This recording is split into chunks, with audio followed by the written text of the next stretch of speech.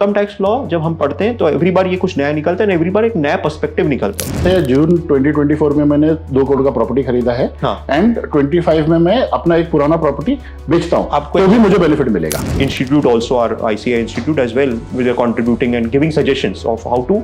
जो रेसिपेंट है जो मेरे से रेंट ले रहा है उसका इनकम रेंटल इनकम का 20 लाख रुपए से ऊपर है तो GST कंपोनेंट आता है, तब मुझे क्या करना है। तो 50 लाख का लिमिट था जो सेट किया था, अब ये हो गया 2007 की बात करता हूँ जब ये 50 लाख का लिमिट इन्होंने इंट्रोड्यूस किया था। अब वो टाइम पे क्या हो गया, तो let's say I buy a property 1 crore rupees, ठीक है, जिसका इंटरेस्ट 20 साल के अंदर तकरीबन। रियल एस्टेट इन्वेस्टमेंट का नाम सुनते ही लोग लीगल वेरिफिकेशन पर ध्यान देते हैं, लेकिन क्या आपको पता है कि इनकम टैक्स एक्ट के सेक्शन 281 के अंडर आपकी प्रॉपर्टी पर डिस्प्यूट हो सकता है even after buying the property legally. अगर आप रीसेल प्रॉपर्टी ले रहे हैं या किसी NRI से डील कर रहे हैं तो क्या आप TDS रूल्स के कॉम्प्लिकेशंस के लिए तैयार है? यही गलती पहली बार के बायर्स करते हैं और बाद में पछताते हैं। आज के एपिसोड में हम इन्हीं क्रूशियल टॉपिक्स को डिकोड करेंगे। हमारे साथ है एक खास गेस्ट CA ललित वलेचा, जो AVA ग्लोबल के सीनियर पार्टनर है और real estate taxation and planning के एक्सपर्ट है। ललित जी के साथ हमने बात की है अपकमिंग डायरेक्ट टैक्स कोड पर जो फाइनेंस मिनिस्टर ने अनाउंस किया है। क्या ये DTC डायरेक्ट टैक्स कोड सिर्फ एक सिंप्लीफिकेशन है या एक नया टैक्सेशन मॉडल? ये रियल एस्टेट सेक्टर को कैसे इम्पैक्ट करेगा और इन्वेस्टर्स के लिए क्या नए अपॉर्चुनिटीज या चैलेंजेस लाएगा? Let's welcome Mr. Lalit Walecha. Lalit sir, welcome. Thank you, Salman. Thank you for having me here to speak on certain important topics. Pleasure. Direct tax code के ऊपर काफी चर्चा हो रही है, बात हो रही है। फाइनेंस मिनिस्टर ने बताया that we may come up with a direct tax code. What is direct tax code? First, I will clarify. And I'll go slightly deeper. You should allow me some time to slightly go deep dive into this particular provision. So, direct tax code as such is a old school. Basically, somewhere in 2010 or something, there was a direct tax code that was proposed to be implemented, and certain changes that were recommended by some committee that was appointed by the government of India. Over the period, obviously, that never got implemented. There were other things that were taken priority, and other things happened. This government, when they got inducted in 2014, BJP government, they obviously said that they will do an overhaul of the income tax as such. So it's no longer a direct tax code. Just to clarify, it's a simplified version. What are they talking right now is simplifying the income tax law. And simplification का purpose क्या है? There are a lot of provisions which are very old, which are redundant, no longer relevant. At the same time, आपने देखा रहेगा काफी बार आप newspaper में पढ़ते रहोगे, there are litigations that are happening over the period. So there are some confusions, there are some ambiguities. So there needs some clarification. Now, obviously, we know that every year governments do budget. Every year आपको पता रहेगा Feb में budget आता है, first Feb में budget आता है हमेशा। बजट के पर्पस दो रहते हैं। एक obviously very important is allocation, कि भाई how much should we allocate towards what sector, towards social welfare, how much should we spend towards education, how much should we spend towards railways. So these are various things. Infrastructure growth कैसा होगा, states related कुछ priorities हैं क्या, income upliftment कुछ priorities है क्या, employment generation, so all of that. So this is one part of the scheme that they want to worry about. The second part is to look at tax collections. अब tax collection is very important so that the government welfare schemes and the infrastructure growth that we're talking about, वो fund कहाँ से आएगा, government के पैसे कहाँ से आते हैं, like what is the revenue that the government has? Obviously there are various other sources, but income tax and taxation like GST and other provisions that are there, there are key sources for government to make revenue and then spend on public. So it becomes very important that it is balanced, and also that उसमें अगर कुछ every year कुछ changes करने हैं, अभी जैसे आपने देखा रहेगा इनकम टैक्स में बहुत सारे बेनिफिट्स थे on infrastructure projects, on real estate projects, okay, residential के ऊपर 80IB स्कीम्स थे, बिल्डर्स को बेनिफिट दिए गए थे। अब हम सोच रहे हैं ये बेनिफिट क्यों देती government, why are they giving that benefit at all in the first place? Benefit is not looked at कि भाई मैं सेक्टर को दे रहा हूं बेनिफिट या किसको दे रहा हूं, because just coming to real estate, because we are talking about real estate, थोड़ा numbers are very important out here. Real estate in itself today, as we speak in 2025 now, generates around 18% of the employment, real estate sector in India. Now imagine. So 18% is organized or it is just the number that we know. Unorganized अगर इसमें add करेंगे. So what I have an understanding is real estate is the second largest. It is the second largest employer. It is. And we contribute to around 12 to 13% of Indian GDP. It does. Indian GDP. Officially it does maybe 10 or 12%, 10 or 11%, and unofficially and there are sectors that are connected to real estate. Correct. There are more than. I have an understanding that जैसे हम लोग सोचते हैं कि stock market नीचे जाना नहीं चाहिए, वैसे हमने ये भी सोचना चाहिए कि रियल एस्टेट नीचे जाना नहीं चाहिए. बिल्कुल नहीं. बिकॉज अगर रियल एस्टेट नीचे जाता है तो उसके साथ में बहुत सारी चीजें हैं जो नीचे चली जाएगी. सीमेंट हो गया, स्टील हो गया, everything, banking, finance, everything is connected. So it's a big ecosystem. Okay, so benefit to real estate sector we've seen government ने दिए थे. Other sectors also, like हमने देखा था SEZs. Okay, there are benefits that were given to SEZs. The reason being export promotion. Okay, again export promotion also generates employment, and it's a cycle that goes on. So real estate sector is a key sector that the government has given benefits, advantages over the period, various forms and various stages. Even buying real estate, selling real estate, there have been greater provisions that have been given in the income tax law. Now what do we expect from the simplification that we're talking about? Simplification में क्या होता है, बहुत सारे जो provisions है law के जब draft किए जाते हैं, there are various interpretations. Now, I'm a tax consultant, tax advisor. I've been working in this field for last more than 20 plus years now. अब इसमें क्या होता है, जब भी मैं इनकम टैक्स एक्ट पढ़ता हूँ, every time I read an income tax act, उसका interpretation हर दूसरी बार कुछ और होता है. Same law. The law doesn't change. So can you give us an example? So classic case, एक गिफ्टिंग का प्रोविजन लेता हूँ मैं. Just random. Because you're asking this. अब मैंने कल किसी से मैं डिस्कस कर रहा था कि यार गिफ्ट पे एग्जेम्पशन क्या रहते हैं. सो सेक्शन है 56(2)(10. Section 56(2)(10. 56(2)(10. Okay, this is the provision. Okay, अब वो प्रोविजन में क्या लिखा है, if I get a gift from somebody. So there are, I think, two things. If you get it from somebody or if you get it from family. हाँ, तो उसी में आ रहा. Okay. So when I get a gift from somebody, it is taxable. Okay. Limits हैं, 50,000 तक का limit है. Marriage पे नहीं लगता है. अभी जैसे आपकी शादी हुई, आपको किसी ने गिफ्ट दिया, कोई नहीं, मेरी शादी नहीं, अंबानी की शादी हुई, इतना सारा गिफ्ट है, पे कोई टैक्स नहीं है. अंबानी शादी is also a good hook. So no tax on that. Okay. And right to say that if you're receiving it from a relative, उस पे टैक्स नहीं है. Okay. अब रिलेटिव का डेफिनेशन है, what is covered under the relative definition, that is there. अब हमारा चर्चा चल रहा था कि HUF पे क्या इम्प्लीकेशन होता है. ठीक है, तो उस पर भी कवर्ड है वो प्रोविजन में कि अगर HUF को गिफ्ट मिलता है फ्रॉम द मेंबर्स तो कोई प्रॉब्लम नहीं है. अब उल्टा करते हैं हम उसको, जहां पे मैं मेंबर हूं HUF का. HUF आपको पता है, हिंदू अनडिवाइडेड फैमिली कंसेप्ट. बिल्कुल. ठीक है, अभी as a member if I get a gift from the HUF, उस पर टैक्स लगेगा नहीं लगेगा. अब वो मेरे टीम ने बोला सर ऐसा है कि इस पे कोई प्रॉब्लम नहीं है. मैंने बोला नहीं, तुम सेक्शन पढ़ो, just read it very carefully, the way it is drafted, और इसका मतलब क्या है. तो वहां पे दो पार्ट में डिवाइडेड है. That section has been drafted from a perspective of the recipient, जिसको गिफ्ट मिल रहा है उसके पर्सपेक्टिव से. तो पहला पार्ट है इंडिविजुअल में कौन से रिलेशनशिप कवर्ड है जो कि मेरे को एग्जाम्प्ट है. सेकंड पार्ट है HUF, मेरे को क्या कवर्ड है. जब वो, तो मुझे क्या देखना है, मैं रेसिपिएंट हूं, एक इंडिविजुअल हूं, तो मुझे इंडिविजुअल का सेक्शन देखना है. इंडिविजुअल के अंदर HUF मुझे गिफ्ट दे नहीं सकता, तो I can not gate a gift from the HUF, उस पर मुझे टैक्स लगेगा. सो ये रीडिंग जो रहता है. So HUF is a trust. HUF is it's not a trust, it's an artificial person. Okay. Trust is a different concept. Okay. Trust is totally different. Okay. HUF is a construct. Say this is again coming from the fact जिस तरीके से अपना demographic और Hinduism जैसे रहा है, तो उसमें क्या रहता है, एक हेड ऑफ द फैमिली रहता है जिसको करता बोलते हैं. बराबर है. तो they form. So this is only a tax concept. Okay. Otherwise HUF does not exist. Okay. ठीक है, लेकिन अगर HUF से मुझे गिफ्ट मिला तो उस पर टैक्स नहीं लगता. तो जब इंटरप्रिटेशन जब पढ़ रहे थे तो it came out very differently. So there are various sections. When we read these sections again and again, the way it is interpreted, क्या पर्सपेक्टिव से देख रहे हैं, it is very important. Okay. So income tax law जब हम पढ़ते हैं तो एवरी बार ये कुछ नया निकलता है, एवरी बार एक नया पर्सपेक्टिव निकलता है. So you have to think from that perspective कि भाई इसमें है क्या, what is it talking about, and there are many other provisions. ये तो मैंने आपको बहुत ही सिंपल एग्जांपल दिया. There are many other complicated provisions also that उसके इंटरप्रिटेशंस अलग फॉर्म में आ सकते हैं. Okay. तो लॉ को गवर्नमेंट क्या चाहती है, जहां पे दो फॉर्म ऑफ इंटरप्रिटेशन पॉसिबल है, A या B, और उसमें इंटरप्रिटेशनल इश्यूज हैं, तो उसको सिंप्लीफाई कैसे किया जाए, because there are lot of litigations. So government ने क्या किया है अभी लास्ट बजट में, जब फाइनेंस मिनिस्टर ने हमने अनाउंस किया था, Nirmala Sitharaman, what she announced is that they want to overall it, they want to simplify.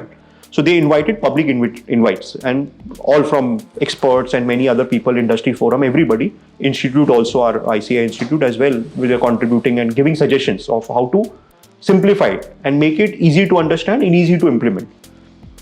And it is a welcome move, as in what they're talking about is very, very, very, very welcome, because there are loopholes in the law that people take advantage also. Various provisions that are there. I will not go into detail because somebody would misuse that. So we don't want to get into that aspect. So I'm giving you very simple examples. I don't want somebody to take up this video and then misread it or misinterpret.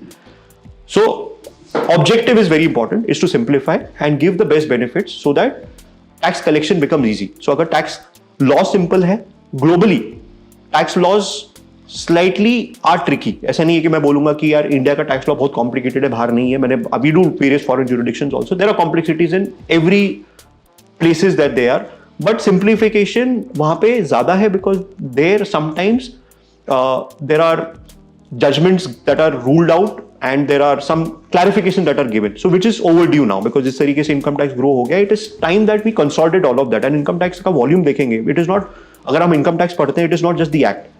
There is an act, there is a rule, there are judgments to everything, कि भाई इसका मिलेगा क्या नहीं. अभी simple real estate के ऊपर जाते हैं. अभी रियल एस्टेट का एग्जांपल देते हैं. इसके ऊपर इंटरप्रिटेशन के ऊपर की बात कर रहा हूं मैं अभी.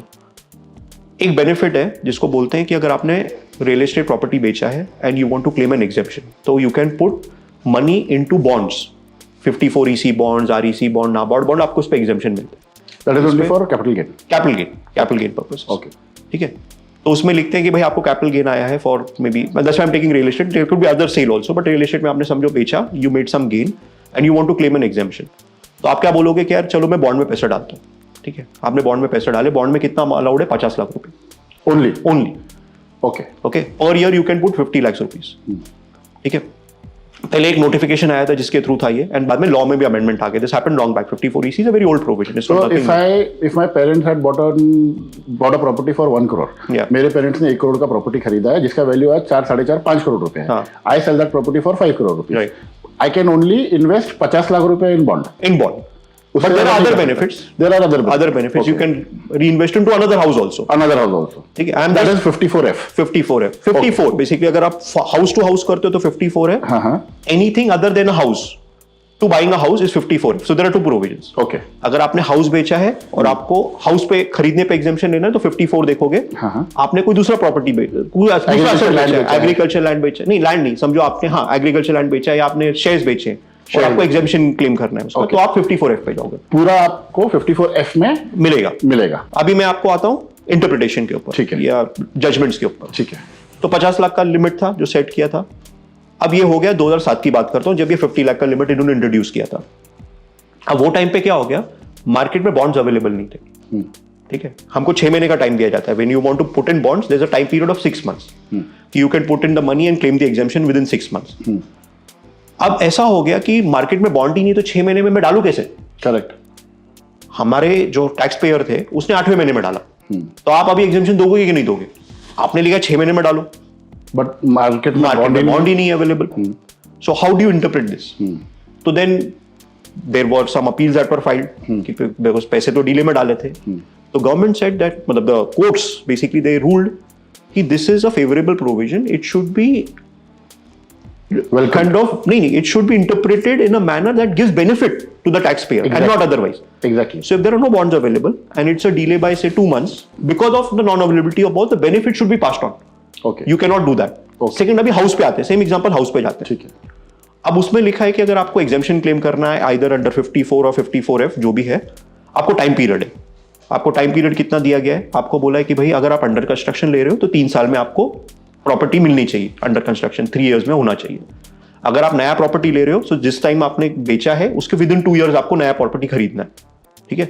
और अगर आपने ऑलरेडी 1 साल पहले खरीदा है तो भी आपको एग्जेम्पशन मिलेगा. तो आपने 1 साल पुराना कोई प्रॉपर्टी खरीदा है, वेरी गुड, और आपने अभी कुछ बेचा है तो भी आपको एग्जेम्पशन मिलेगा. लेट्स से जून 2024 में मैंने 2 crore का प्रॉपर्टी खरीदा है एंड 25 में मैं अपना एक पुराना प्रॉपर्टी बेचता हूं, आपको तो भी मुझे बेनिफिट मिलेगा. जून 24 में किया अगर आपने 12 months का जो टाइम, 12 month का टाइम है, within that 12 month if you are selling you will get a benefit. Very good. ठीक है. अब आते हैं इसके अंदर कॉन्सिक्वेंसेस के ऊपर, हाउ दिस प्लेज आउट. अब मैंने अंडर कंस्ट्रक्शन प्रॉपर्टी ले ली. ठीक है. अंडर कंस्ट्रक्शन कब तक चलेगा? 3 साल तक चलेगा. ठीक है. अंडर कुड बी एनीथिंग, मतलब इट डिपेंड्स स्टेज के ऊपर एंटर कौन स्टेज के ऊपर चलेगा, ठीक है। अब मेरे को लॉ तो बोलता है 3 साल के अंदर आपको पोजेशन मिलना चाहिए। Okay, after I sold the property within 3 years I should have the under construction property possessed by me. Okay, अब बिल्डर ने डिले कर दिया तो क्या करेंगे? There is nothing in the law. Correct. अब मेरे को फाइल करना है appeal, there is no benefit that is passed on directly, Correct. Then I have to rely on somebody in So I will give you one example. Somebody was buying a property for reinvesting and the tax benefit. Yeah. तो other than going here and there, वो जो tax benefit था उसके लिए उनको property खरीदनी थी। उन्होंने बिल्डर से अंडरटेकिंग दिया कि अगर आप मुझे ये डेट के ऊपर पोजीशन नहीं देते हैं तो मुझे ये बेनिफिट नहीं मिलेगा and you are liable to pay. आप इंडेमनिफाई करोगे मुझे। इंडेमनिटी बॉन्ड साइन करवा लिया उन्होंने। हाँ, लेकिन ये सब बिल्डर नहीं करेंगे ना सर। नहीं, उस टाइम पे उस बिल्डर ने किया था, तो अभी बट द आइडिया है कि बिल्डर करेगा नहीं करेगा, बायर को कम से कम मालूम होना चाहिए कि मुझे क्या बेनिफिट के लिए क्या चीज लेनी चाहिए। करेक्ट। तो अब इसके अंदर क्या होता है, then you have to rely on rulings and all. Correct. तो there is a scope of some kind of natural relief to be built in the law itself, कि भाई अगर possession delays is beyond the control of the buyer, then there should be natural relief. नहीं तो मेरे को judgements पे rely करना पड़ रहा है, not on the act, and the officer may or may not agree to me. Correct. So then these kind of things have to be fixed. So यहाँ पे बहुत सारे ऐसे provisions है law में which needs some kind of interpretational issue, some kind of relief, judgments, clarification. So maybe simplification would be the better way to look at it, कि इसको simplify कर दो आप। ठीक है। तो कोई प्रॉब्लम नहीं है। अभी आपको लीजिंग के ऊपर आते हैं। अभी इसमें भी क्लासिक प्रॉब्लम्स है इसके अंदर। अभी गवर्नमेंट ने लास्ट ईयर एक लॉ बजट में एक छोटा चेंज किया, बहुत सही चेंज था वो एंड रिक्वायर्ड था वो। अब मैंने हाउस प्रॉपर्टी ली है, मैंने रेंट पे लगा दी उसको। रेंट के लिए एक प्रोविजन इनकम टैक्स में जिसमें बोलते हैं इनकम फ्रॉम हाउस प्रॉपर्टी पे टैक्स होगा, ठीक है। कितने पे? मेरे को income from house property declare करना, उस पर मेरे को 30% स्टैंडर्ड डिडक्शन मिलेगा और कोई मेरे को डिडक्शन नहीं मिलेगा अदर देन हाउसिंग लोन और 30% डिडक्शन। सो सेक्शन 24 है, सेक्शन 24 में 2 डिडक्शन मेरे को दिए गए हैं। सेक्शन 24 में मेरे को इंटरेस्ट का डिडक्शन मिलता है, that is cap to 2 lakh rupees. अगर मेरा सेल्फ ऑक्यूपाइड प्रॉपर्टी तो 2 लाख है। ओके। अगर rented property there is no cap. So let's say I buy a property of 1 crore rupees, ठीक है, जिसका इंटरेस्ट 20 साल के अंदर तकरीबन 1.25 करोड़ रुपए जाता है। हाँ। And I rent that property. Yes. तो मेरा जितना भी ईएमआई आ रहा है या मेरा जितना भी अर्निंग आ रहा है वो इंटरेस्ट से डिडक्ट होगा। तो इसमें थोड़ा क्या, देयर आर 2 थिंग्स। आई पे हायर ईएमआई, हो सकता है my EMI would be around 80,000 because आपका बट मुझे रेंट आएगा 35,000 रुपए। करेक्ट, आते वो एग्जांपल। हाँ। सपोजिंग आपको रेंट आ रहा है 30,000 रुपए महीने का। यस। आप ईएमआई भर रहे हो 80,000 रुपए। 80,000 एंड अज्यूम कि इनिशियल ईयर में तो 80-90 5 साल पे तो मतलब पूरा ही आपका मैक्सिमम इंटरेस्ट जाता है। अज्यूम करते हैं आपका महीने का 70,000 इंटरेस्ट, ठीक है। 80,000 आपका ईएमआई जा रहा है, 10,000 आपका प्रिंसिपल है, ठीक है। 70,000 आपका इंटरेस्ट है, ठीक है। तो आपके कॉम्पिटिशन ऑफ इनकम में कैसे दिखेगा इसको देख। 3 लाख आपका इनकम आ गया, 30,000 आपका इनकम है, 30 into 12 3,60,000 रुपए आपका ग्रॉस है। इस पे आपको 30% स्टैंडर्ड डिडक्शन मिलेगा। 30% स्टैंडर्ड डिडक्शन। 30% स्टैंडर्ड डिडक्शन मिलेगा। सो 3,60,000 into 30% आपको स्टैंडर्ड डिडक्शन मिल गया, वो माइनस हो गया आपका। ठीक है। अगर आपने इंटरेस्ट 70,000 भरा है, 70,000 के हिसाब से इंटू 12 कर लो, 8,40,000 का आपको डिडक्शन मिल रहा है फॉर इंटरेस्ट। करेक्ट। ठीक है। 1,20,000 आपका ये माइनस हो गया आपका फॉर स्टैंडर्ड डिडक्शन, तो आपका हो गया 2,40,000। उसके बाद आपका 8,40,000 आया, 8,40,000 माइनस होकर आपका आ गया 6 लाख रुपए नेट लॉस। आपको नेट लॉस आया यहाँ पे, आप 8,40,000 फुल क्लेम कर सकते हो। अब इसके अंदर कैच है, अभी गवर्नमेंट ने क्या किया, इसमें चेंज किया। अब ये चेंज हो गया 5 साल पहले। उन्होंने क्या बोला, भाई अगर आपका इसका नेट लॉस पोजीशन आ रहा है, पहले लोग क्या करते थे, ये नेट लॉस आता था दूसरे इनकम के साथ सेट ऑफ भी करते थे, अलाउड था वो। Okay. Up till 6 years back law में चेंज कर दिया उन्होंने बोला कि अगर आपको इंटर हेड सेट ऑफ करना है कि हाउस प्रॉपर्टी वर्सेस अदर, अगर आपका दूसरा इनकम है, सैलरी इनकम है समझो, तो आप इसको 2 लाख तो कैप करो। इंटरेस्ट पे आपको कैप नहीं है, इंटरेस्ट के ऊपर कैप है, सेल्फ यूज के ऊपर कैप है 2 लाख का। यहाँ पे तो मेरे को पूरा मिल रहा है 8,40,000 का, मेरे को पूरा मिल गया। लेकिन मेरे को नेट लॉस आ गया 6 लाख का, मेरा नेट लॉस आ गया कंपटीशन में। मैंने स्टार्ट किया 3,60,000 minus standard deduction 1,20,000 minus housing loan 8,40,000 का मेरा इंटरेस्ट मैंने माइनस कर दिया। उसके बाद मेरे को 6 लाख का लॉस आ गया। अब ये 6 लाख का लॉस मेरे को हाउस प्रॉपर्टी में अवेलेबल है, बट इसको मुझे सेट ऑफ करना है दूसरे इनकम के साथ। मेरे पास सैलरी भी है, समझो मेरा 2 लाख रुपए का सैलरी है, 2 लाख का सैलरी है, 2 लाख या 20 लाख लो, 2 लाख मतलब 20 लाख लो ईयरली। ईयरली। हाँ, मैं 2 लाख मतलब वही बोल रहा था। आप 20 लाख साल का सैलरी ले लो। ओके। तो पुराने लॉ में जब हमारा पुराना प्रोविजन था उसमें क्या करते थे हम 20 लाख माइनस 6 लाख में 14 लाख पे टैक्स भरता था। 6 साल पहले इन्होंने लॉ चेंज कर दिया, इन्होंने बोला भाई आप इंट्रा अगर सेट ऑफ कर रहे हो आप 2 लाख से ज्यादा नहीं कर सकते हो। तो इंट्रा हेड आपको 2 लाख अलाउड है, बाकी का जो आपका 4 लाख रह गया वो कैरी फॉरवर्ड हो जाएगा फॉर फ्यूचर ईयर। ओके। और फ्यूचर ईयर में समझो आपने लोन रीपे कर दिया, ठीक है, और आपके बाद अभी से house property income future year कितना टाइम तक 8 साल कैरी फॉरवर्ड? 8 साल तक 8 साल तक 8 साल समझो 8 साल के बाद मैंने वो 1 करोड़ की प्रॉपर्टी जो है लेट्स से 1 करोड़ 60 लाख 1 करोड़ 50 लाख रुपए बेच देता हूं, हाँ। तो क्या होगा? हाँ, तो अब इसके ऊपर भी देयर वर इंटरप्रिटेशंस अगेन, इसमें जजमेंट्स भी थे जिसमें बोला कि अगर मैंने हाउसिंग लोन इंटरेस्ट पे मैंने बेनिफिट नहीं क्लेम किया था और अनक्लेम्ड इंटरेस्ट है मेरे पास, तो जिस साल मैं बेचूंगा कैपिटल गेन्स के अगेंस्ट मेरे को सेट ऑफ मिलना चाहिए। एक रूलिंग था ये, ठीक है। इनकम टैक्स में इसके ऊपर कुछ नहीं है। ओके। इनकम टैक्स के हिसाब से अगर इसको प्लेन रीडिंग किया हमने, इस पे आपको बेनिफिट नहीं मिलता है। Somebody can take an interpretation कि भाई बिकॉज मैंने क्लेम नहीं किया था, ideally when I am selling the property this is kind of an improvement on the property or it's an ancillary cost that I incurred to buy the property, so I should get a deduction in the year of sale. So this is a very good format to build your residential asset other than your personal use home. You can see buying second property is dependent on various facts. ठीक है, पहले तो आप पहले step पे आते हैं हम लोग, ठीक है। आपको ये ओल्ड स्कूल थॉट पता रहेगा कि यार, एंड ओल्ड स्कूल नहीं मतलब lot of investors have said that owning versus renting आजकल तो बहुत चल रहा है। हाँ, owning versus renting. Every finance influencer is talking about owning versus renting. हाँ, owning versus renting, correct. Original thought has always been कि यार रेंट पे रहो। रीजन क्या है, मतलब Indian psychology is different, Indians want to own a property rather than staying on rent. I think that was the human psychology to own the property. तो over the period लोगों को क्या लगा कि यार renting a property is better because I can invest somewhere else that gives me a better return. Correct. And I make and multiply more money. So why should I commit to buy a house? Correct. Certain pockets it may work. Maybe the places where the costs are very high, I cannot afford it. And I know that uska mere ko ROI utna aane nahi wala, to baat alag hai. That's very, very specific. But the influencers that we're talking about, they themselves have bought a property today. Yes. For their self use. So everybody gives Nikhil Kamath ka example. That I will Nikhil not Kamath, name, but Nikhil Kamath is a billionaire and he also bought an apartment. So bought a property rather. Yeah. So these are things that are there. So the first property है जो self owned है, I think I have a different view. If it is for your own consumption, you should consider buying it without the economics. There are various facts because जब भी आपका खुद का घर नहीं, आप रेंट पे रह रहे हो, the possibility of you staying there for a longer period doesn't exist because you don't know landlord क्या करेगा. You can have a lock in and whatever, but आप कितना ही कर लोगे आप उसके अंदर. आपको कुछ इंटीरियर आपके मॉडिफिकेशन आपके हिसाब से चेंजेस करने हैं, आप कर पाओगे क्या? Do you feel home in that way? So that becomes a problem. So at least one house should be your own house where you should own it. Second house लेना है कि नहीं लेना है for tax purpose or other purposes, you have to think through.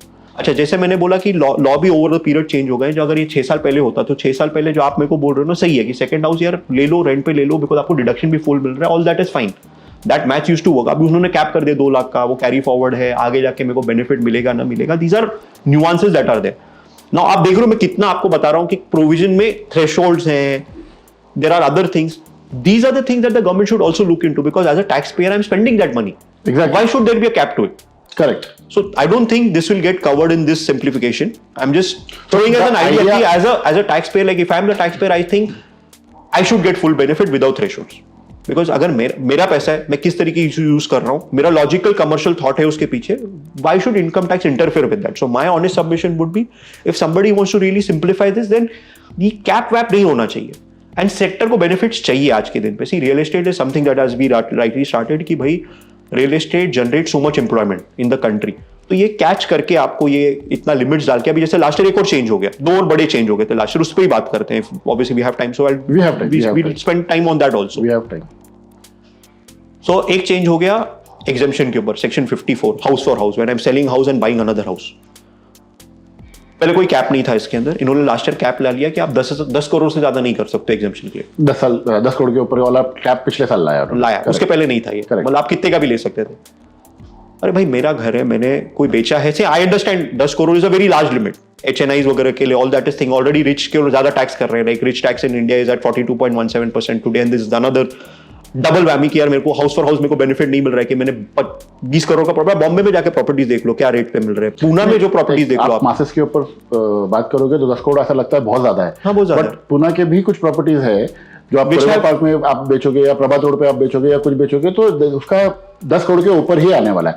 And Bombay, south Bombay तो आप भूल जाओ, भूल ही जाओ। मतलब 10 crore rupees an entry level in south Bombay. Correct, तो अब वो लिमिट लेके आ गए। Correct. So this limits play out very differently. So why should I do that? अच्छा, दूसरा वो 10 करोड़ का लिमिट दूसरे सेक्शंस में भी है, 54F में भी है। Why is it required? So I think these are, government नहीं करेगी इसके ऊपर, honestly I know that, because these limits have been gotten for different perspective for collection purposes, but these are things that exist from a structure perspective. Over the period, these are the things that government has thought over कि किस तरीके से collection बढ़ना है, collection क्यों बढ़ना है, उस पे भी आते हैं कि government tax के साथ करती क्या है. We see the roads that are getting developed, infrastructure, you see the highways that are developed out here, you see public welfare schemes that are going on.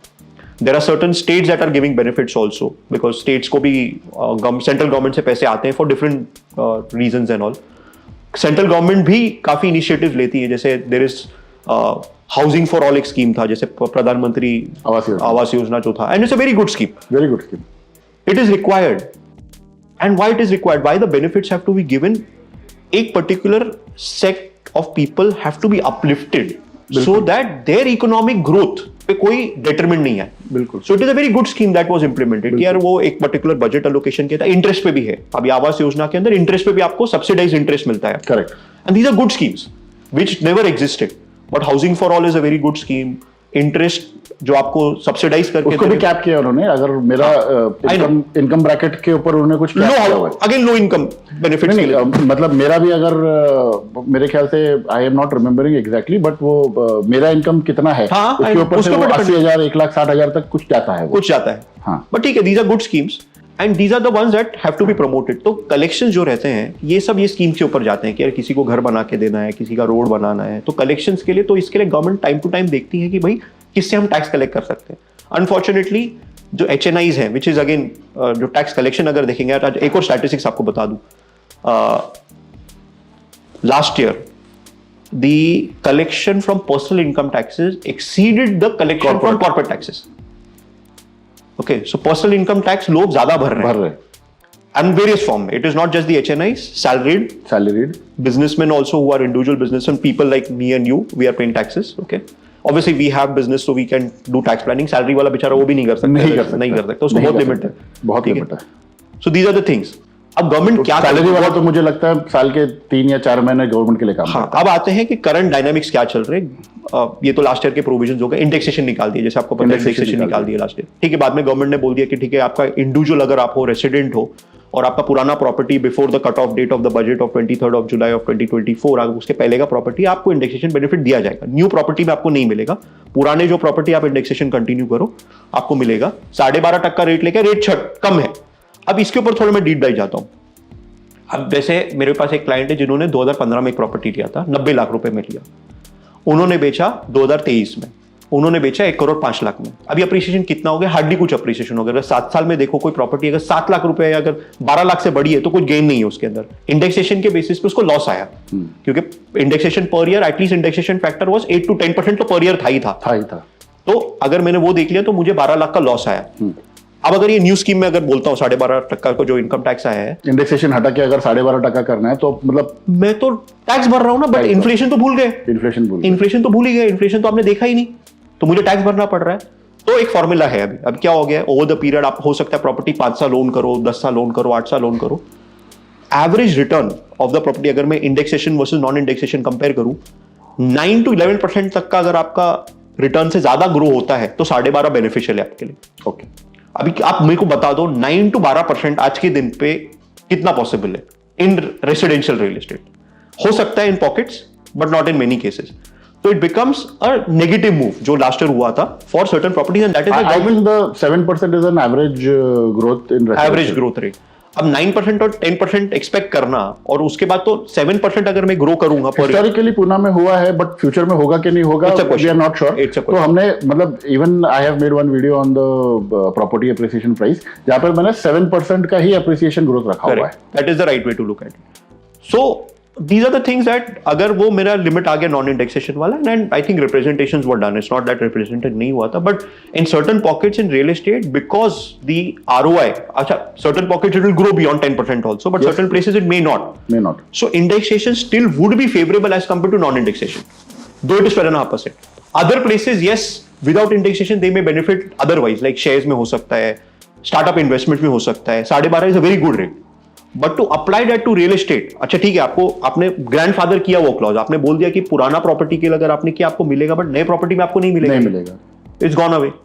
Non resident को भी नहीं मिलेगा, non resident को भी ये नहीं मिलने वाला है प्रोविजन, तो उसको टैक्स भरना है इसके ऊपर.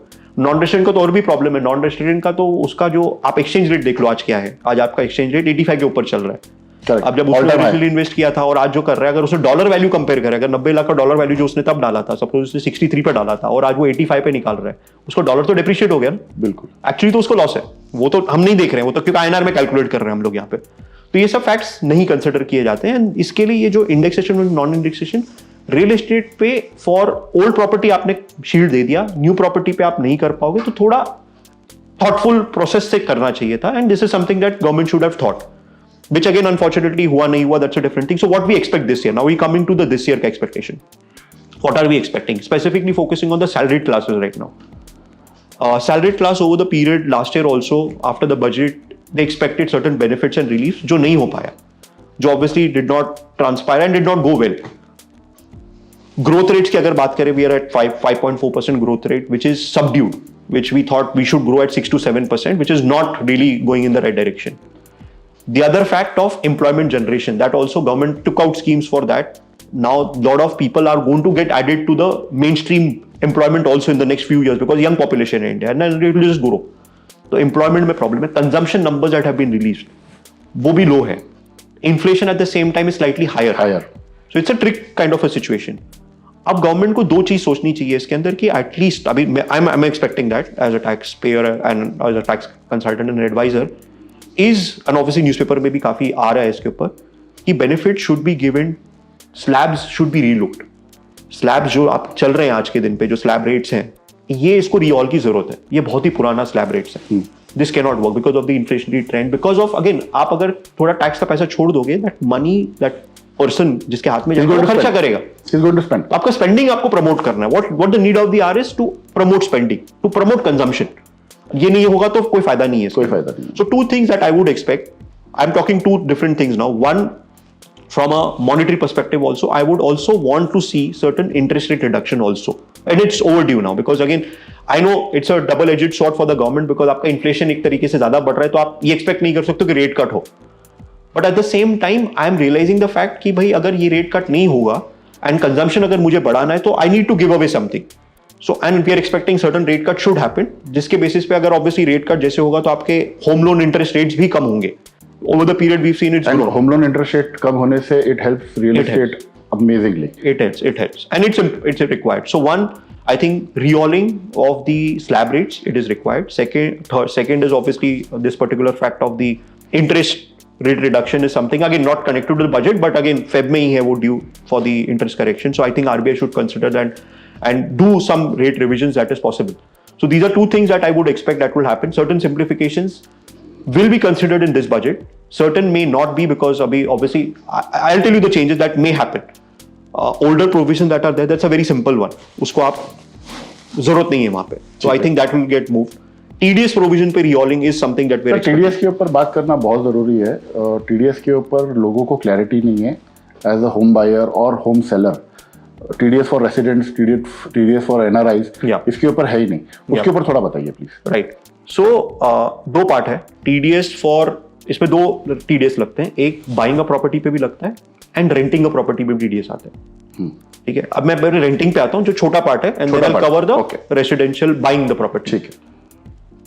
रेंटिंग द प्रॉपर्टी पे काफी लोग जो 50,000 ऊपर रेंट भर रहे हैं, 50,000 above, even individuals who are not into business, like salaried people also, they are required to deduct TDS, जो काफी लोग नहीं कर रहे हैं. At what rate? पहले 5% हुआ करता था, अब उसको कम करके उन्होंने 2% कर दिया. ठीक है. So they have reduced the rate from 5 to 2. Last budget में ये चेंज हुआ. ठीक है. काफी लोग नहीं कर रहे हैं If I am staying on rent and my rent is 50,000 plus, Yes. I need to deduct 2% TDS and pay rent. And parent उसका चालान भी अलग है। जैसे हाउस प्रॉपर्टी के जब खरीदते हो 26 क्यूबी एक चालान है, यहाँ पे भी चालान अलग दिया। आपको टैन वैन की कोई जरूरत नहीं, सिंपल है, आपके पैन के बेसिस पे आप वो भर सकते हो। Okay. Many people are not doing this, ठीक है। So this is one provision that everybody has to pay in mind कि अगर मैं किसी को रेंट दे रहा हूँ और जो रेसिपेंट है वो सिंगल ओनर है जिसका 50,000 के ऊपर मेरे को रेंट देना पड़ रहा है, तो मेरे को 2% Very good point. अगर सिंगल ओनर नहीं है, को ओनर है, हस्बैंड वाइफ के नाम पे है, तो अलग अलग मैं है। 25,000 देता That's हूँ, तो okay. I don't need to that's okay, deduct TDS. That's not required because individual के ऊपर है, सो पर Very पर्सन good. के ऊपर है, Very good. ठीक है। और मैं भी दो पार्टी हूँ, सपोजिंग मैं और मेरे वाइफ जॉइंटली ओन कर रेंट पे लिए एंड बराबर है, but pan different है। पैन डिफरेंट है, स्प्लिटिंग इट अगेन नहीं चलो, लगेगा। very सो good. वो कॉम्बिनेशन पे आप कर सकते हो Perfect. कि ओनर दो हैं, टेनेंट दो हैं, 1-to-1 है, ठीक है। अग्रीमेंट में Individual एक ही है, 50,000 और अग्रीमेंट में भी आपको वैसे ही कैप्चर करना है। मतलब ऐसा नहीं है कि आपने अग्रीमेंट के बाहर कुछ किया और अग्रीमेंट में कुछ लिखा है। ठीक है। अग्रीमेंट भी वैसा ही होना चाहिए सो दैट आपको एचआरए बेनिफिट्स वगैरह भी मिले और ये रेंट रिसीट भी उस तरीके से, तो everything has to tie up. ठीक है। तो this is one fact that people are missing out कि यार if and many clients that we speak to they are not doing this. जब हम रिटर्न फाइल करते हैं, जब देख रहे हैं अरे ये आपने क्यों नहीं किया, मालूम ही नहीं है। मालूम ही नहीं, पता ही नहीं था। ठीक है।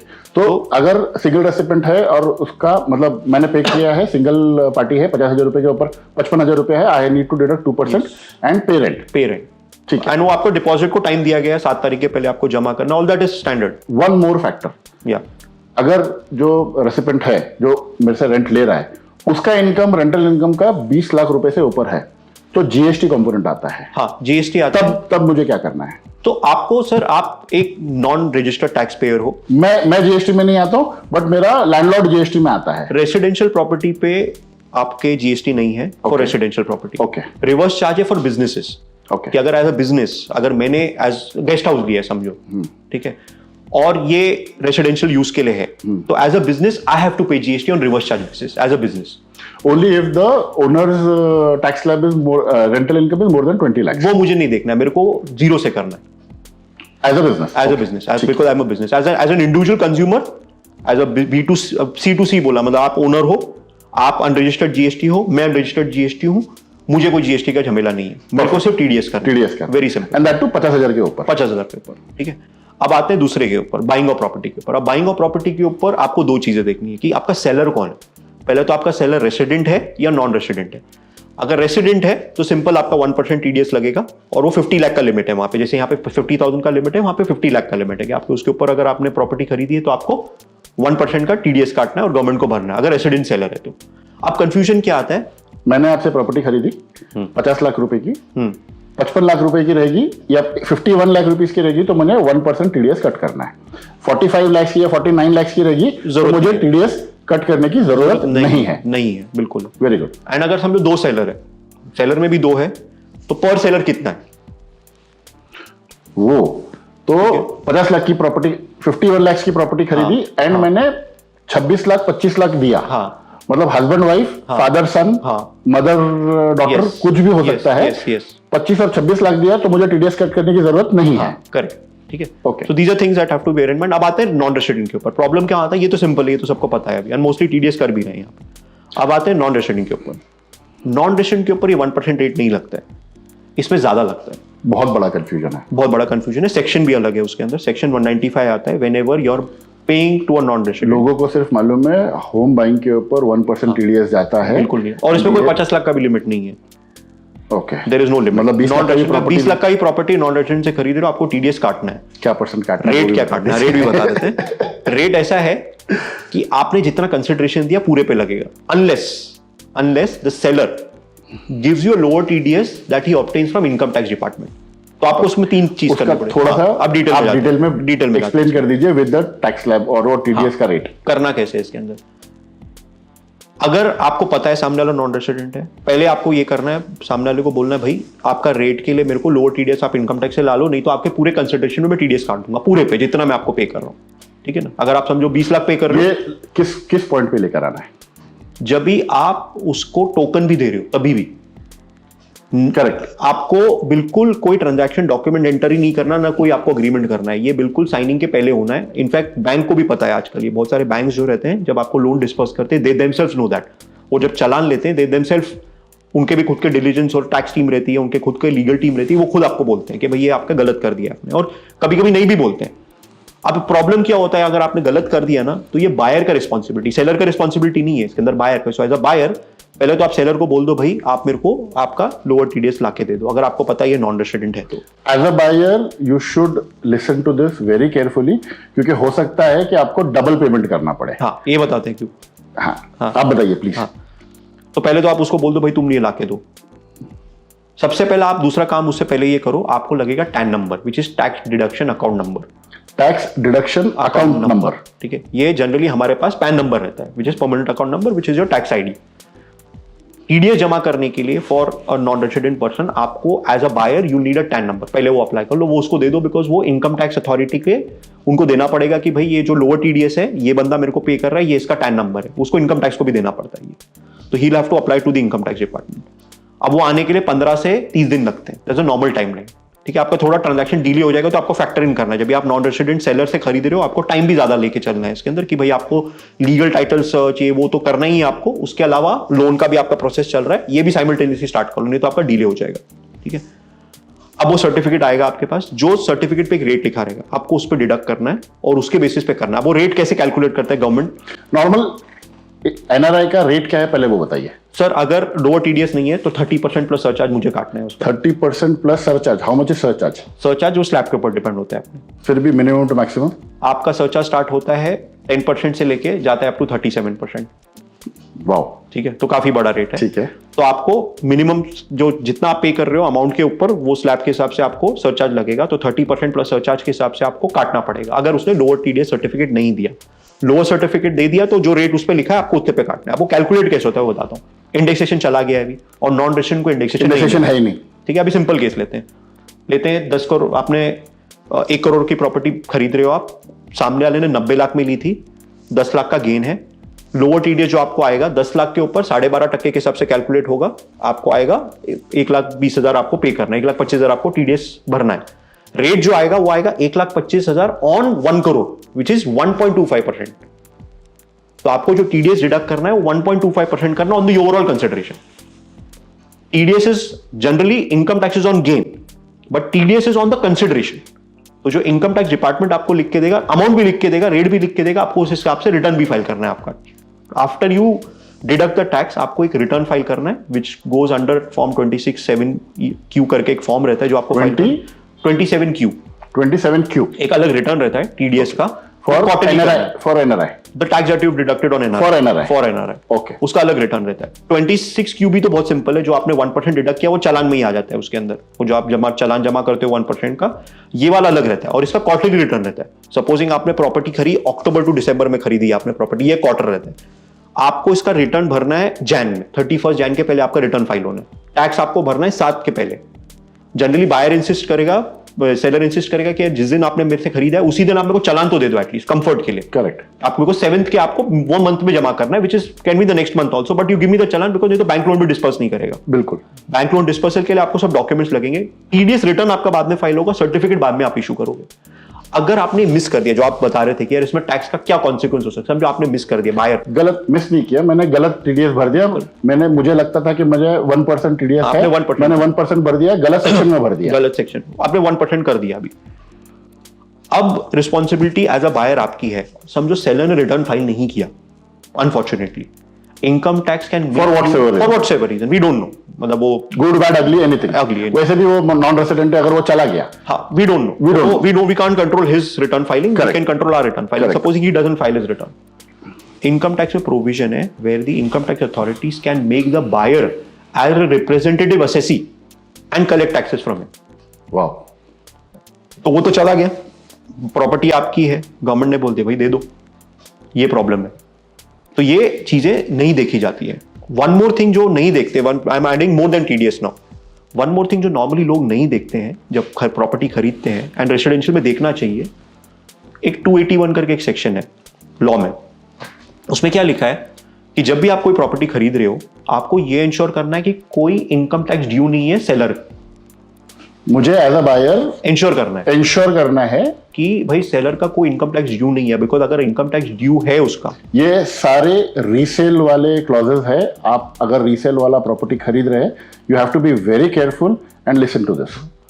सो अगर आपने ये नहीं देखा है और उसमें कोई इनकम टैक्स डिमांड था 281 can void this transaction. They can say कि भाई ये घर के ऊपर मेरे को अटैचमेंट करना है, आपने खरीदा भी है तो ठीक है, बट इनकम टैक्स का ड्यू था and I can attach this house.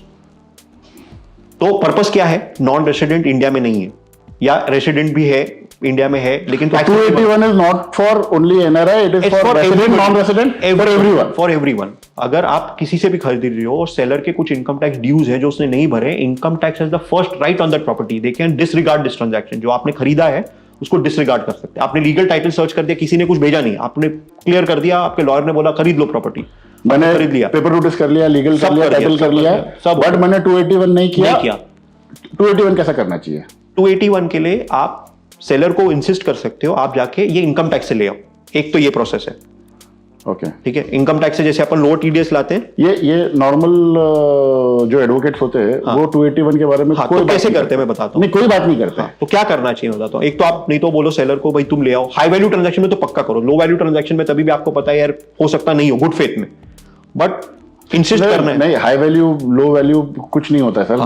मेरे को एक बहुत बड़े डेवलपर ने बोला था, सलमान, वी कुड बी और we are the 10,000 crore company, but सामने वाला अपने 50 लाख रुपए लेके आया है. I know. तो वो आपको हाई वैल्यू लो वैल्यू कुछ नहीं होता. 281 पहले तो मांग लो. अगर वो नहीं, इनकम टैक्स से लेना में भी चैलेंज रहता है, टाइम भी लगता है. So what the second fall back is, tell the seller to give a CA certificate. Okay, जहां पे उसने वो डिटेल्स देगा कि भाई कोई इनकम टैक्स नोटिस नहीं आया, कोई ड्यू नहीं है, डिमांड नहीं है, ये it's a good faith to rely on. अगर इनकम टैक्स से नहीं आ रहा यहां से आ जाए, सीए से, उसके सीए से, अपने सीए से, कि भाई यहां इसे चेक कर लिया और कोई प्रॉब्लम नहीं है. Third, how to protect yourself, agreement में डाल दो भाई रिप्रेजेंटेशन एंड इंडेमनिफिकेशन ले लो, इंडेमनिफाई कर लो, बिल्कुल कर लो.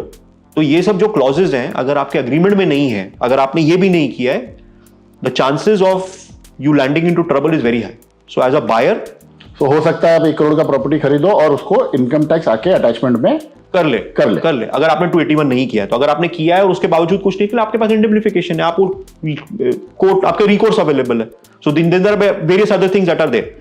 सो what you need to do 2 things. पहले तो बायर का देख लो भाई रेसिडेंशियल स्टेटस, वो रेसिडेंट है कि नॉन रेसिडेंट है. सेकंड, 281 चेक कर लो भाई. 281 का अगर आप इनकम टैक्स से ला सकते हो, ठीक है, नहीं, नो प्रॉब्लम, सीए से ले आओ और रिप्रेजेंटेशन दे दो और इंडेमनिफिकेशन ले लो. ये बहुत इंपॉर्टेंट चीज है, ये हम नहीं करते.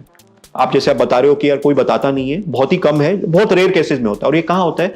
जब भी कॉर्पोरेट ट्रांजैक्शंस हो रहे हैं, where there is a lawyer on the other side and he is representing the buyer, तब आएगा. हमने काफी घर जो बेचे हैं, हमने किसी को, कोई इंडस्ट्रीज को बेचे हैं, किसी का एक फार्म हाउस था लोनावला में समझो, और उसने किसी को बेच दिया, और जो बायर था वो एक इंडस्ट्रियलिस्ट था, उसके लॉयर ने बोल दिया कि मेरे को चाहिए, then it becomes a problem, then we have to arrange for it. So these are the nuances that people have to bear in mind. 2 questions as I rightly said, resident, non-resident, and 281, and then you're safe. These are the things that you should normally do. Perfect. ठीक है. We get back to the old thing of buying a second house. I think that's where we started. First house and second house investment का जो आप मेरे से बात कर रहे थे. तो फर्स्ट हाउस तो मेरा क्लियर व्यू है कि यार ओन, अगर खुद को रहना है सेल्फ कंजम्पशन के लिए, you should own a house. Second house में आपको बहुत सारी दूसरी चीजें देखनी है. आपको आपका फुल फाइनेंशियल प्लानिंग करना है. It doesn't just go to a house, you have to look at the asset class. आपके पास आज बहुत सारे ऑप्शंस हैं.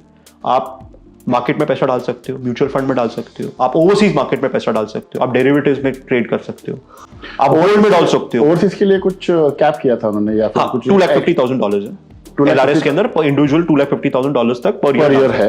बट उसके ऊपर जाते हैं तो मतलब TCS है. हाँ, TCS है. आपको कलेक्टेड एट सोर्स 20% है आपका TCS, other than certain specific purposes, which is also higher. Which is high, but you can claim a credit in your income tax return. It's like an advance tax. Okay. It's considered as a TDS only. जैसे आप car भी खरीदते हो, आपने समझो car खरीदी 10 लाख के ऊपर, उस पर TCS लगता है. Okay. लेकिन आप वो इसको देते हो जो डीलर है, लेकिन आपके रिटर्न में आपको आ जाता है as a credit, you can claim it. तो ये भी आपको क्लेम क्रेडिट मिल जाएगा. ठीक है. तो आपके वेरियस एसेट क्लासेस हैं.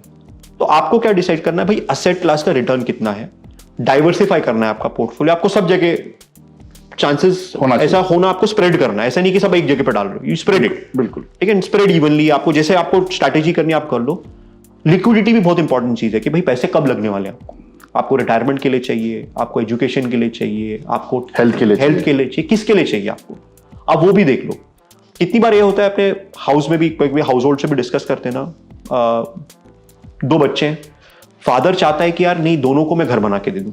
होता है, थॉट रहता है, होता है. आप करो ना करो, साइकोलॉजिकल है कि यार दोनों को मैं मेरे रहते मैं सेटल करूं, एंड गुड थॉट. करते हैं लोग, मैं ट्रेडिशनल बात कर रहा हूँ। ये बेटा ये घर एक भाई एक बेटे एक बच्चे को चले जाएगा, वो एक और लेके रखता है, वो दूसरे बच्चे के काम आ जाएगा, दूसरे बच्चे के काम है, which is noble, which is okay. तो then these things don't matter, then you plan that basis. When you have an emotional angle to it, तो फिर वो ये मैटर नहीं करता है, तो आप मैथ्स में मत जाओ, फिर आप वो प्लानिंग कर लो, और फिर वो घर के साथ क्या करना चाहता है, रहना चाहता है, बेचना चाहता है, whatever they want to do, rent पे देना चाहते हैं, that's their look out. And जब तक वो नहीं है, आप उस पर रेंट पे आप खुद भी चढ़ा सकते हो, क्योंकि प्रॉपर्टी आप ओपन तो नहीं रखोगे, you can make some income out there also.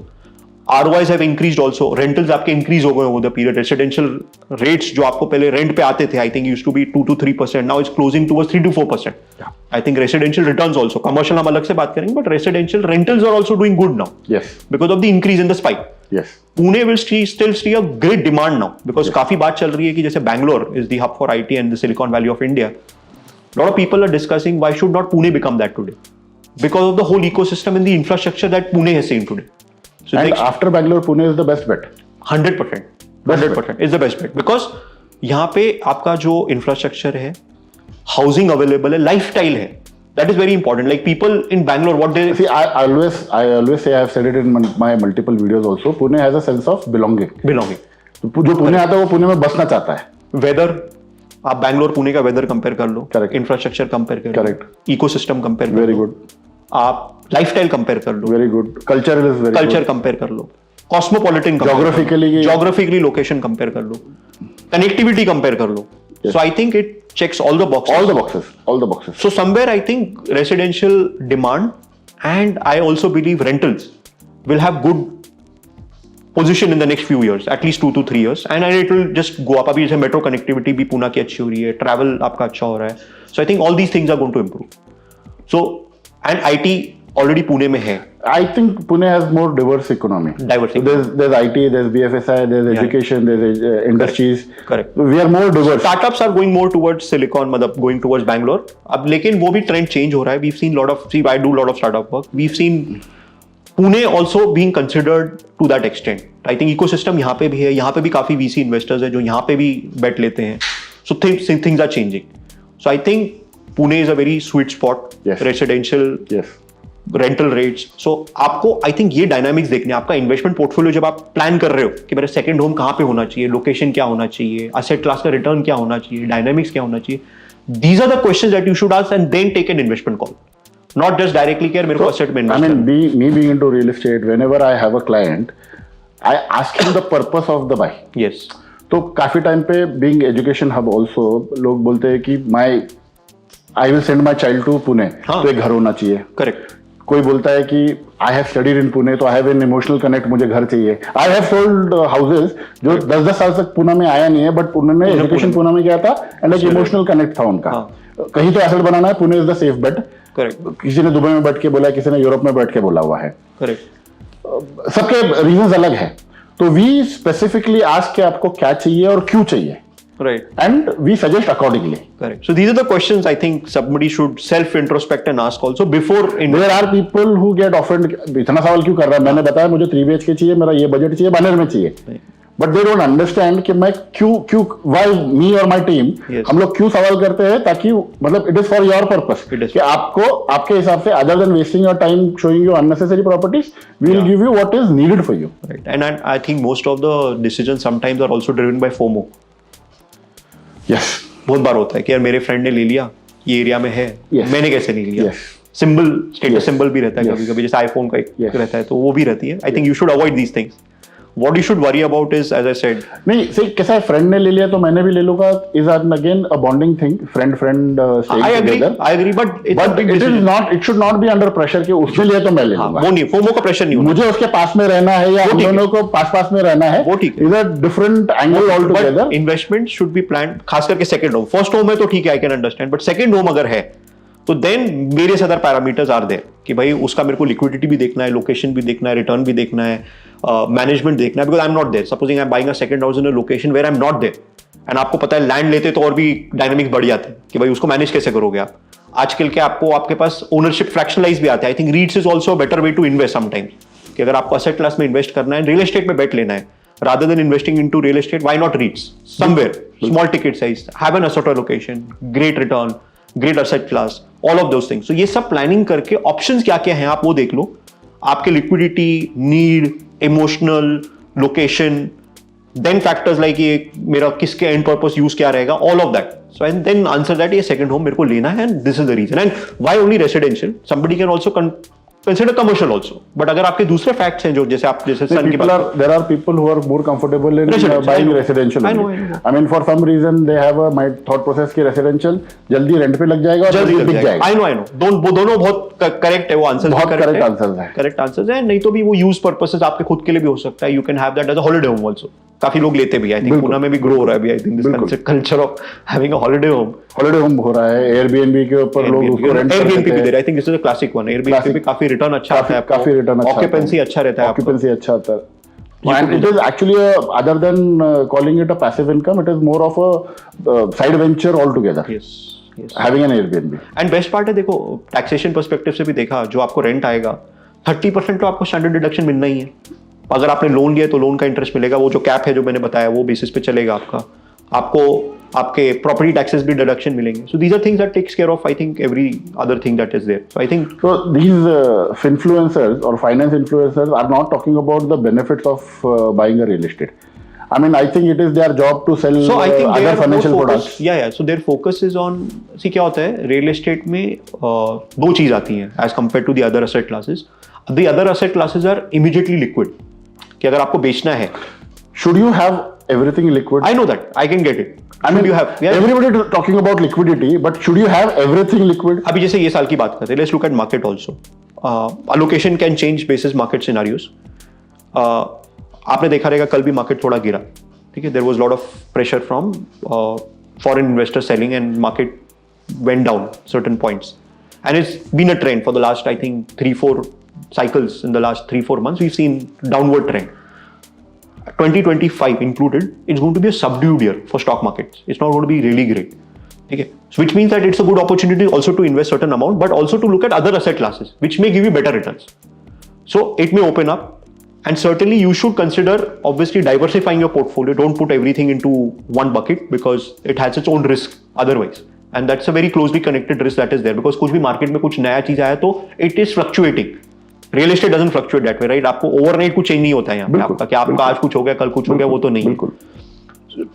I think this things are dynamically changing. नहीं, वही है कि एवरीबडी सेइंग कि 1.5 करोड़ का घर मत खरीदो, 35,000 रुपए रेंट पे ले लो और वो पैसा शेयर मार्केट में डालो. मैं दो चीजें से मैंने तो क्लियर बोल दिया. मुझे यही है, my question with them is should you have everything in liquidity and what if the market goes wrong? या so as I said I will answer two parts. First, if it is for self consumption, यार उसको तो own ही करो. Possible है तो वो तो नहीं करो. I was watching some finance guys. I'll not take a name. I want to dedicate a video to him. उस कॉलर ने फोन किया और बोलता है कि मैं मेरा जो घर रह रहा हूँ उसको बेच के I want to invest in share market. वो गलत. My point is, are you going to? What about your documentation? Permanent address कहाँ का दोगे आप? आप हर 2-3 साल के अंदर आपका passport, Aadhaar card, PAN card, banking address सब चेंज करने वाले हो. क्या करने वाले हो? नहीं, I think we are into real estate. आपको अगर रेंट करना है या किसी को रेंट करना है तो आप रेंट कर लो. We'll find somebody to buy that property to give it to you on rent. आज जो 3.5-4% आरओआई चल रहा है रेसिडेंशियल में, या 3% भी जो चल रहा है, 3% भी जो चल रहा है, वो बढ़ के फिर 4-4.5-5% पर चले जाएगा. we'll have somebody to buy it to rent it to you. But it is about choice. Correct. मुझे ऐसा लगता है 20 साल पहले तक what was the buying pattern? इंसान जिंदगी भर जॉब करता था, पैसा थोड़ा थोड़ा करके सेव करता था, प्रोविडेंट फंड से आता था, उसके पास 2 काम होते थे, बेटी की शादी करना और घर खरीदना. Correct. But today we have the choice. Correct. Choice to buy and I find that liberating. It is. You start your job and in 2 years, 3 years time the line, you are free to buy your home. Yes, you are, and I think. So I think it is your choice. You want to rent it or you want to. It's a choice. I think you rightly mentioned it's a choice. It's not a fixed formula कि भाई मेरे को A ही करना है या B ही करना है. It's a matter of choice. Correct. Sometimes calculation does matter. Many times it should not. There are other things that you have to look into. Like I'll tell you, I was speaking to somebody, retail. तो मैंने बोला sir कैसे था दिवाली के बाद मिले थे, दिवाली कैसे था sir? And there are large garment store in Pune out here. So I spoke to them कि कैसे था सर? थोड़ा सबड्यूड था. मैं बोला क्या रीजन क्या लग रहा है आपको? व्हाई डू यू थिंक इतना सबड्यूड था? लास्ट ईयर के कंपैरिजन में you did not see a significant growth. हमको तो दिख रहे खर्चे हो रहे हैं, लोग इतना पार्टी कर रहे हैं, ये कर रहे हैं, तो आपका क्या लगा ऐसा क्यों नहीं था करके? तो बोला people are spending on experiences.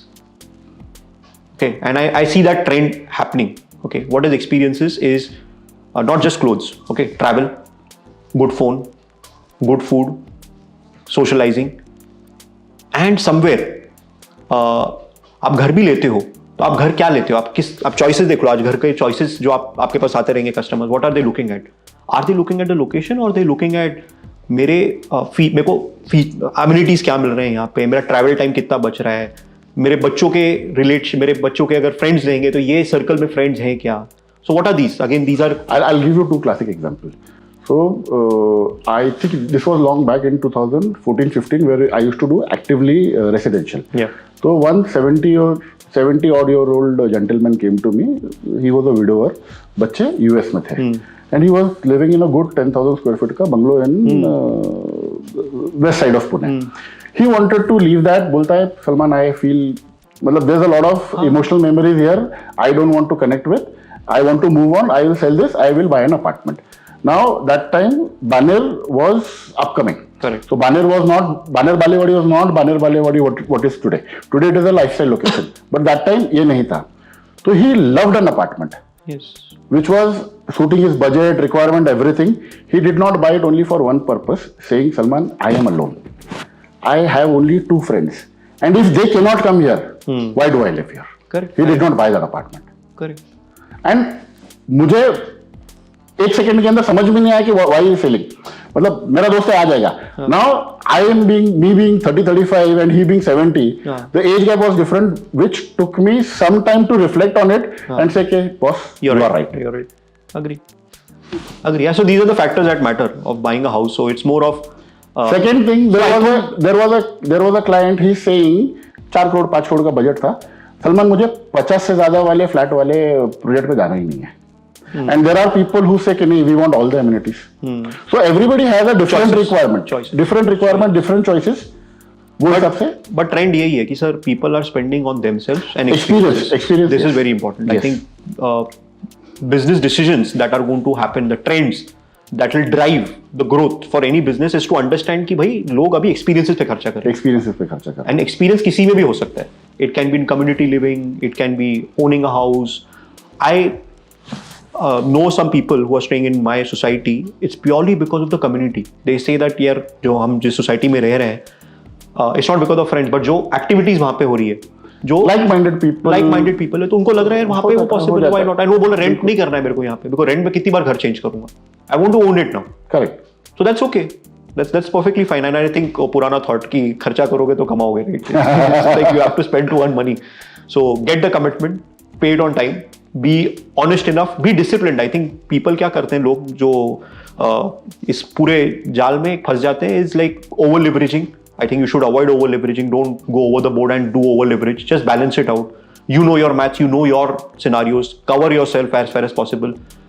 जब घर लेते हो, लोन पे लेते हो, I think one more fact that people should remember is take an insurance on that. यार वो I think now it is mandatory. Insist करते हैं बैंक्स वगैरह. नहीं, I think it is mandatory now. नहीं, ऑप्शन देते हैं, कितनी ऑप्शन देते. You should always have it covered. You should always cover it. I have seen a family suffering.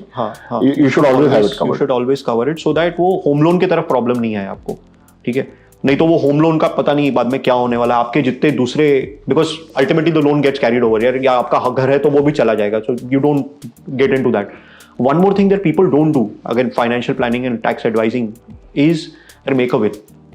काफी लोग नहीं करते हैं. अगर रेसिडेंशियल आप ओन कर रहे हो, किसी के लिए भी कर रहे हो, यार विल बना लो. Because I have seen people, I have seen my partners and others also get into getting a inheritance certificate. कोई डिस्प्यूट नहीं है, प्रॉपर्टी बेचनी, इनहेरिटेंस सर्टिफिकेट को टाइम लग गया. और वो आपको पता है जब बायर आता है और उसका लॉयर बोलता है इसका इनहेरिटेंस नहीं है, विल नहीं है करके, we don't want to get into it, आपका selling off the property will become illiquid. Emotional है, काफी लोग नहीं करते. I think we need to be very practical about talking amongst each other families about having a will. Yes, मतलब ऐसा भी हो जाता है कि काफी टाइम पे if somebody is talking about will, दूसरा मतलब the other person gets offended. मतलब if a sibling is talking to another sibling might get offended, or the children might But I think feel emotional, things should- or parents might get offended. I know they get. मैं खुद अपने घर पे मेरे uncle मेरे जाने का रास्ता देख रहे हैं मेरे बच्चे। हम खुद बोलते हैं, हम क्लाइंट्स को बोलते हैं आपने बिल बनाया क्या सर, क्यों नहीं बनाया आपने? बिल्कुल। अरे टैक्स में भी बहुत सारी चीजें, एवरी ईयर बजट में एक चीज आती है, मैं बताता हूँ आपको, जो कि बहुत ज्यादा हवा चल रही है कि यार एस्टेट टैक्स आएगा इंडिया में। अभी बीच में कांग्रेस का भी आपको पता है लास्ट इलेक्शन में आया था, वो बोल रहे थे कि इनहेरिटेंस टैक्स की बात कर रहे थे वो लोग कि जब आप इनहेरिट करोगे टैक्स आएगा। US and many other economies have this, they already have had it for a long time now. You never know when it comes to India. तो आपको किस तरीके से इनहेरिट करना है, विल के थ्रू करना है, ट्रस्ट के थ्रू करना है, That is a very important topic. इसके ऊपर थोड़ा सा एलोबरेट कीजिए प्लीज, इनहेरिटेंस के ऊपर। हाँ, तो अभी तो सर कोई टैक्स है नहीं, inheritance is tax free, but there are countries that tax So you. you think in direct tax code or the simplification, this may इसमें come? तो नहीं आएगा सर, सिंप्लीफिकेशन में तो नहीं आएगा, but over the period government will think through, certain provisions will come in. It's been there for a while, like काफी time से इसके ऊपर हर बजट में आया है ये कि ये हो सकता है, ये मूव आए। What is inheritance tax? Inheritance tax ये है कि as a successor if I am getting a property because of my थोड़ा सिंपल लैंग्वेज में हर किसी के समझने के हिसाब से। तो फादर का डेथ हो गया, बच्चों ने प्रॉपर्टी अक्वायर की विल के थ्रू, तो जितनी प्रॉपर्टी आई वो प्रॉपर्टी में बहुत सारी चीजें आएगी, आपके हाउस प्रॉपर्टी भी आएगी, कमर्शियल भी आएगी, शेयर्स भी आएंगे, आपके इन्वेस्टमेंट्स आएंगे, म्यूचुअल फंड आएगा, बैंक बैलेंस आएगा, सब आपको मूव होता है। आज के दिन पे इस पे कोई टैक्स नहीं है, टैक्स फ्री, बिकॉज प्रोविजन में लिखा हुआ है ये टैक्स एग्जेम्प्ट है। बट अगर आपको ये टैक्स आ गया जैसे फॉरेन कंट्रीज में, देयर आर थ्रेशोल्ड्स, उन्होंने बोला एक घर एग्जेम्प्ट है, ये थ्रेशोल्ड है, यूएस में 10 मिलियन का एक लिमिट है, तो वो लिमिट के ऊपर अगर आपका चला गया, आपका टोटल ये चला गया, तो उसके बेसिस पे आपको टैक्स भरना पड़ेगा। तो लोग क्या करते हैं, इसको ट्रस्ट में डालते हैं। Trust is a perpetual entity जो परपेचुअली कंटिन्यू होती है and the beneficiaries enjoy the benefit. तो अगर ये टैक्स आ रहा है तो then having a trust and all the property and all the assets being held in a trust makes lot of sense. उसका taxation and consequences are different, we can obviously cover a separate session on this कि इसको कैसे detail करना है। बिल्कुल। But ये एक चीज है जो गवर्नमेंट काफी टाइम से सोच रही है इसके ऊपर, but not going there. Will करना तो बहुत ही जरूरी आज के दिन पे, अगर लोगों के पास विल नहीं है, आगे जाके जो आपके लीगल एड्स हैं उनको प्रॉब्लम आएगा। उनको हो सकता है उनको बेचने के लिए लगे पैसे, they want to move on from there, आपने विल नहीं किया, उनको डिस्ट्रप्शन होगा, दे हैव टू कोर्ट के चक्कर मारो, इनहेरिटेंस सर्टिफिकेट लेके आओ, आपके पास जो आज ऑफर आया वो वैलिड नहीं रहेगा, टाइम पीरियड रहता है, होता है ऑल दैट थिंग्स। तो ये न्यूएंसेस आपको चेंज करने पड़ेंगे। तो I think this is very important fact that people should bear in mind. So I think Very yeah, that is it. So I think what we expect from simplification is two things. One, a rate simplification होगा for sure. Certain redundant provisions in the income tax law will go away. Watch outs जो आपके I think readers को या जो viewers हैं उनको जब buy करते हैं property, रेसिडेंट है कि नॉन रेसिडेंट है वो बिल्कुल देख लें। बिल्कुल देखना हाँ, चाहिए। और उसके ऊपर जो न्यूआंसेस हैं वो टेक केयर कर लें। आप ये देख लें कि 281 का जो कंप्लायंस मैंने आपको 281 इज वेरी जो इंपॉर्टेंट। मिस आउट कर लेते हैं वो कर Very लें आप लोग। इंपॉर्टेंटली आप विल के ऊपर जैसे काफी लोग नहीं करते हैं, सेंटिमेंट्स रहते हैं उसके ऊपर, लोगों को डर लगता है कि यार किसको दूं, चॉइसेस क्या करें, but I think you should be very candid about it rather than not be open about it. You should plan ahead of its time and it's the time, age an it's can't be, you can't leave a legal age to fight amongst themself. क्यों होता है Correct, आप देखो correct. Disputes आज जो Why give them a reason to fight? why give them a reason to fight? Be honest enough today. Be honest enough today. आज ही कर लो so that and people are aware, कोई issue नहीं है उसके अंदर, and you make your choices. So I think there's a few things. Second home लेना है नहीं लेना है, I think matter of choice. First home, my preference is that if you're having self consumption, तो first I home would say it is don't go choice. blind. I would say it is choice. जिसको खरीदना है हाँ. खरीदना चाहिए, जिसको नहीं Don't get खरीदना मत influenced by somebody who's telling Don't get influenced by somebody else.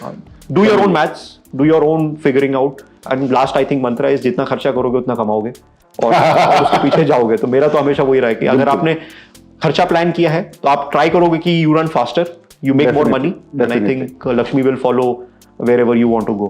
I think that's the last message I would want to give, and expecting a good budget this year, hoping that Hopefully. I think I think we should hope for the best and be ready for the. yes, ready for whatever consequences. Rest I think as tax consultants we are there to solve your problems. उम्मीद है आज का episode आपके लिए helpful रहा होगा। Section 281 resale properties risk और NRI deals के टीडीएस कॉम्प्लिकेशन पर आपका पर्सपेक्टिव जरूर क्लियर हुआ होगा। आपका क्या ओपिनियन है डीटीसी और रियल एस्टेट टैक्सेशन के बारे में कमेंट्स में जरूर शेयर करें, और इस वीडियो को उन फ्रेंड्स एंड फैमिली के साथ जरूर शेयर करें जो प्रॉपर्टी खरीदने या अपने टैक्सेस को लेवरेज करके एसेट बनाने की सोच रहे हैं। अगला एपिसोड मिस मत करना, जिसमें हम सीए ललित वलेचा के साथ बात करेंगे कमर्शियल रियल एस्टेट और कैसे एचएनआई और कंपनीज एफिशिएंट टैक्स प्लानिंग के जरिए अपने एसेट क्रिएट करते हैं। एंड कमर्शियल रियल एस्टेट में बाइंग हो, सेलिंग हो या सिर्फ एक्सप्लोरिंग, मैं हूं ना।